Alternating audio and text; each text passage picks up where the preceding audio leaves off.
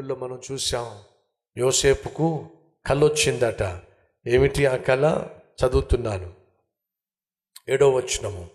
అదేమనగా, మనము చేనిలో పనలు కట్టుచుంటిమి, నా పన లేచి నిలుచుండగా మీ పనలు నా పనను చుట్టుకొని నా పనకు సాష్టాంగపడెను అని చెప్పెను. అందుకు వారు, నీవు నిశ్చయముగా మమ్మును ఏలదవా, మా మీద నీవు అధికారివి అగుదువా అని అతనితో చెప్పి, అతని కలను బట్టి అతని మాటలను బట్టి మరింత పగబట్టిరి. సహోదరి సహోదరులు, వీళ్ళెంత పగబట్టినా సరే దేవుడు యోసేపు పట్ల కలిగి ఉన్న ఉన్నతమైన ఉద్దేశాలను ఆపలేకపోయారు. చివరికి వచ్చేసరికి యోసేపు దేశాన్ని పరిపాలించే స్థానాన్ని పొందుకున్నాడు. సహోదరులు వచ్చి సాష్టాంగపడి దండం పెట్టే స్థానంలో మిగిలిపోయారు. నువ్వు నీతిగా జీవిస్తే, యథార్థంగా జీవిస్తే కొంతకాలము కష్టాలు, అవమానాలు, నిందలు ఉంటాయి. కానీ ఒకరోజు రాబోతుంది, నీ నీతిని, నీ యథార్థతను గుర్తించిన దేవుడు నువ్వు ఊహించని ఉన్నత స్థానానికి ఆయన తీసుకొని వెళ్ళే రోజు రాబోతుంది. మర్చిపోదు సుమా. ఆ తరువాత యోసేపు తనను తాను బయట పెట్టేశాడు. అన్నలారా, అది విన్న వెంటనే సహోదరులు వణిగిపోయారు. నేను మీ తమ్ముడైన, మీరు అమ్మేసిన యోసేపును. ఆ మాట విన్నప్పుడు ఈ సహోదరులు షేక్ అయిపోయారు. దొరికిపోయాం. మనం చేసినటువంటి ద్రోహానికి ఖచ్చితంగా ఇప్పుడు పగ తీర్చుకుంటాడు, మనందరినీ కూడా జైల్లో పడేస్తాడు అనుకున్నారు. యోసేపు పగ తీర్చుకునేవాడు కాదండి, పాపిష్టి వారిని క్షమించేవాడు. అలాగే నా ప్రభు అయిన యేసుక్రీస్తు పగ తీర్చుకునేవాడు కాదండి, పశ్చాత్తాప పడేవారిని క్షమించేవాడు. అంటున్నాడు, మీరు కీడును ఉద్దేశించి దీనిని చేశారు, కానీ దానిని నా దేవుడు మేలుగా మార్చేశాడు. అనగా అర్థం చేసుకోవాల్సింది ఏమిటంటే, ఈ లోకంలో ఆత్మీయ ప్రయాణంలో అనేక సందర్భాల్లో నీ వాళ్ళే నీకు కీడు చేయొచ్చు, నీ సొంత వాళ్ళే నీకు కీడు చేయొచ్చు, నువ్వు నమ్మిన వాళ్ళే నీకు కీడు చేయొచ్చు, నీ బంధువులే నీకు కీడు చేయొచ్చు, నీకున్న దాన్ని కాచేయవచ్చు, దోచేసుకోవచ్చు, నిన్ను అనాథగా మార్చేసేచ్చు, నీకేమీ లేకుండా చేయొచ్చు. దిగులు పడద్దు సహోదరి సహోదరులు.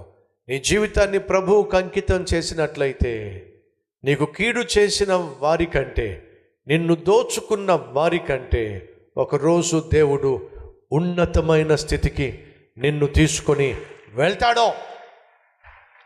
అలా తీసుకుని వెళ్ళడానికి నేను ప్రకటిస్తున్న దేవుడు చెప్పండి ఏమిటో, చాలినవాడు. చివరిగా యోసేపు అన్న మాట ఏంటి తెలుసా? అన్నలారా, మీరు కీడును ఉద్దేశించారు, కానీ దానిని దేవుడు మేలుగా, ఇదిగో ఈ దినము ఉన్నట్టుగా ఆయన చేశాడు. బైబిల్ సెలవిస్తుంది, దేవుని ప్రేమించు వారికి, రోమిలు రాసిన పత్రిక 8వ అధ్యాయం 28వ వచనము, దేవుని ప్రేమించు వారికి అనగా ఆయన దయా సంకల్పము చొప్పున పిలవబడిన వారికి సమస్తము మేలు కలుగొటకే సమకూడి జరుగుతున్నాయి. నువ్వు దేవుని ప్రేమిస్తున్నావా? అయితే వినో, ఈరోజు నీకు అపాయంగా కనిపించవచ్చు, ఆటంకంగా కనిపించవచ్చు, అభ్యంతరంగా కనిపించవచ్చు, బాధగా అనిపించవచ్చు, కానీ విను. ఈరోజు నీకు ఏదైతే భయాన్ని పుట్టిస్తుందో, బాధను పుట్టిస్తుందో, భీతిని కలిగిస్తుందో, ఈరోజు ఏదైతే నీకు అన్యాయంగా కనిపిస్తుందో, అపాయంగా కనిపిస్తుందో, ఆపదగా కనిపిస్తుందో, దాన్ని నా దేవుడు నీకు ఆశీర్వాదంగా మార్చబోతున్నాడు, మారుస్తాడో. ధైర్యంగా ఉండో. తన బిడ్డలమైన మనకు సమస్తము మేలు కలుగొటకే సమకూడి జరిగించేవాడు మన ప్రభు అయిన యేసుక్రీస్తు. వెనకటి కట ఒక రాజు దగ్గర ఓ మంత్రి ఉండేవాడు. ఆ మంత్రి రాజుతో ఎప్పుడు ఏది మాట్లాడినా, రాజా మన మంచికే అలా జరుగుతుంది రాజా, మన మంచికే అలా జరుగుతుంది రాజా. ఇది తనకు ఊతపదంగా ఉండేది.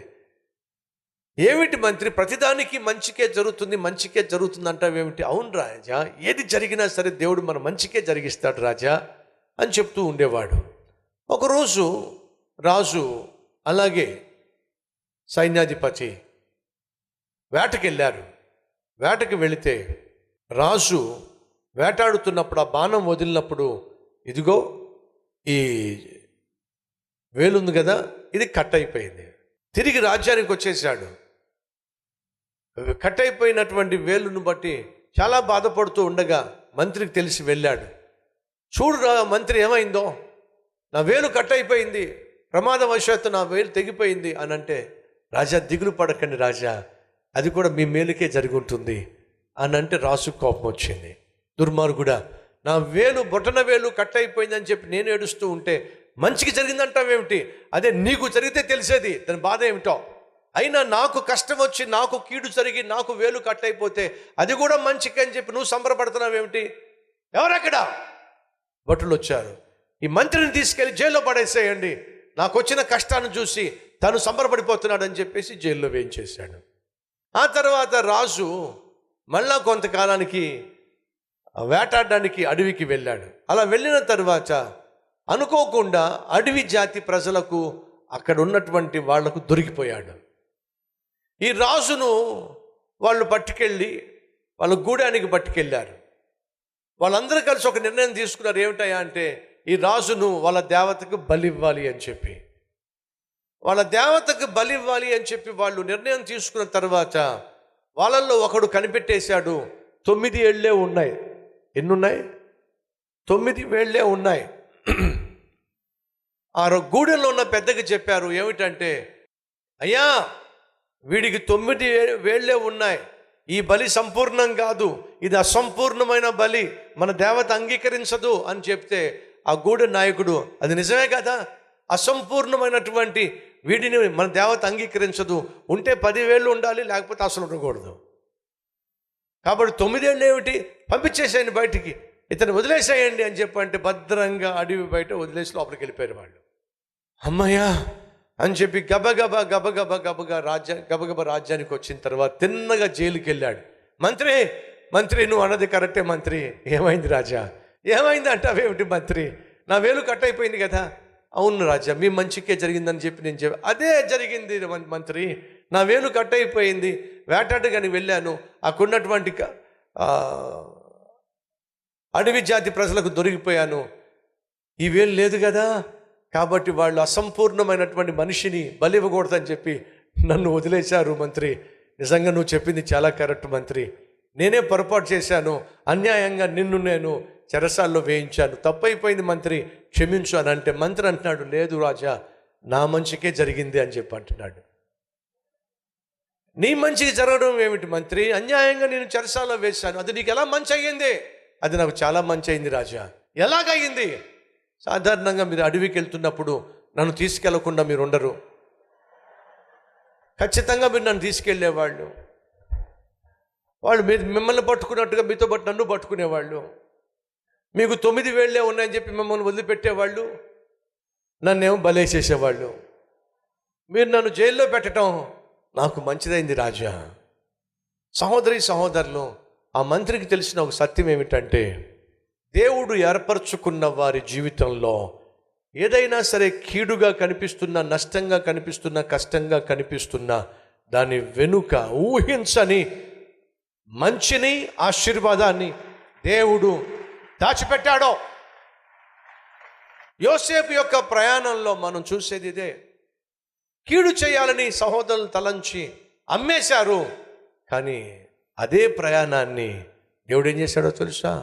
ఆశీర్వదించి దేశాన్నే పాలించి ఉన్నతమైన స్థానానికి యోసేపుని దేవుడు తీసుకెళ్ళాడు. ఈరోజు నీ జీవితంలో ఏదైనా ఆటంకంగాను, అభ్యంతరంగాను, అపాయంగాను కనిపిస్తుందా? అనుకున్నది ఏది జరగకుండా, ఏమీ కలిసి రాకుండా దిగులు, నిరాశ, నిస్పృహ నిన్ను వెంటాడుతుందా? దిగులు పడద్దు. యోసేపు జీవితంలో చాలా సంవత్సరాలు, సుమారు 13 సంవత్సరాలు ఏమీ కలిసి రాలా. అంత వ్యతిరేకంగానే జరిగినట్టుగా కనిపించింది. కానీ విను, దేవుడు యోసేపును దీవించే రోజు వచ్చినప్పుడు ప్రపంచంలో ఏది కూడా యోసేపును అడ్డుకోలేకపోయింది. దేవుడు చేర్చాలనుకున్న గమ్యానికి యోసేపును చేర్చేశాడు. దేవుణ్ణి ప్రేమిస్తున్నావా? అయితే వినో, నిన్ను చేర్చాల్సిన గమ్యానికి త్వరలోనే నా దేవుడు చేర్చబోతున్నాడు. విశ్వసిస్తున్నావా? అవునన్న వారు మోకరించగలరా ఉన్న చోటే?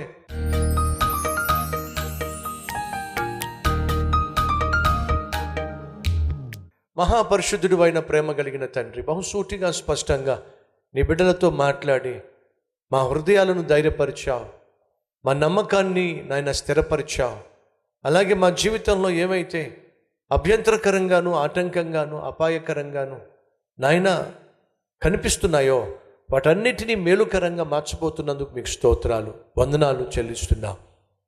కలిగి ఉన్నటువంటి పరిస్థితులను బట్టి, వస్తున్నటువంటి నాయన ఆటంకాలను బట్టి నిరుత్సాహపడక, నిరాశకు లోబడక, విశ్వాసంతో నిన్ను ప్రేమిస్తున్న నాకు సమస్తము మేలు కలుగటకే సమకూడి జరుగుతాయి అనే నమ్మకం ప్రతి ఒక్కరికి దయచేయమని, కలిగి ఉన్న కీడును మేలుగా మార్చమని, ఎదుర్కొంటున్న కష్టాలకు, కన్నీటి లోయకు నాయన మీరు శ్రేష్టమైన జవాబును దయచేయమని, త్వరలోనే మంచి రోజులు నీ బిడ్డలకు నాయన మీరు ప్రసాదించమని యేసు నామం పేరట వేడుకుంటున్నాం తండ్రి, ఆమేన్.